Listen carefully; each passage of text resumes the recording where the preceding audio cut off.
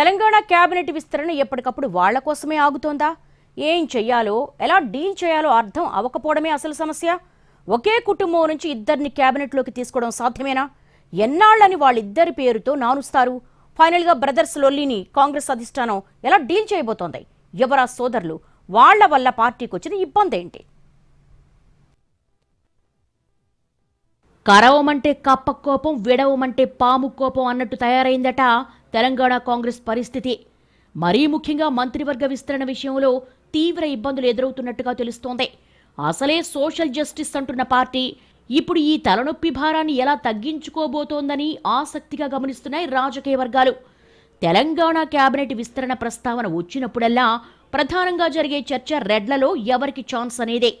నిజామాబాద్ నుంచి సుదర్శన్ రెడ్డి కోసం సీఎం రేవంత్ పట్టుబడుతున్నారు. ఇక ఉమ్మడి నల్లగొండ జిల్లా నుంచి కోమటిరెడ్డి రాజగోపాల్ రెడ్డి పేరు వినిపిస్తోంది.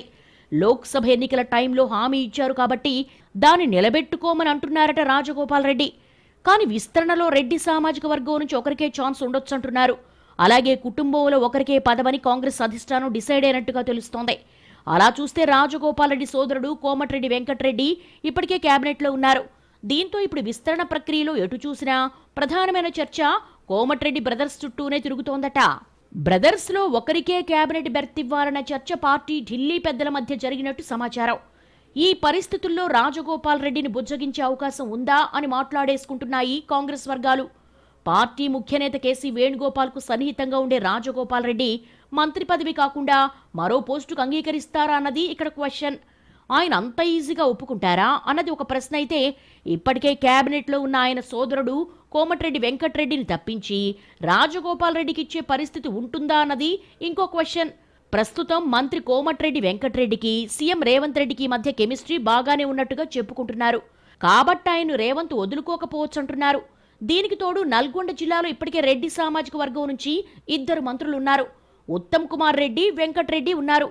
మళ్లీ రెడ్లకి అవకాశం ఇస్తే మిగిలిన సామాజిక వర్గాల నుండి వ్యతిరేకత పెరుగుతుందన్న అంచనాలున్నాయి. ఉమ్మడి జిల్లాలో బీసీ ఎస్టీల ప్రాబల్యం ఎక్కువ. ఆ సామాజిక వర్గాలకు గనక పదవిస్తే వాళ్లకు ఓతమిచ్చినట్లు అవుతుందన్న వాదన సైతం ఉంది. బీసీల నుండి బీర్ల ఐలయ్య ఇప్పటికే విప్గా ఉన్నారు. ఎస్టీల్లో బాలు నాయక్ సీనియర్. సామాజిక వర్గం కూడా కలిసి వస్తుంది కాబట్టి ఆయన ఆశతో ఉన్నారు. ఇలా ఇటు సామాజిక వర్గాల లొల్లి, అటు కోమటిరెడ్డి బ్రదర్స్ ఇంటిపోరు మధ్య కాంగ్రెస్ అధిష్టానం ఎలాంటి పరిష్కారం చూపబోతోందన్నది ఆసక్తికరంగా మారింది.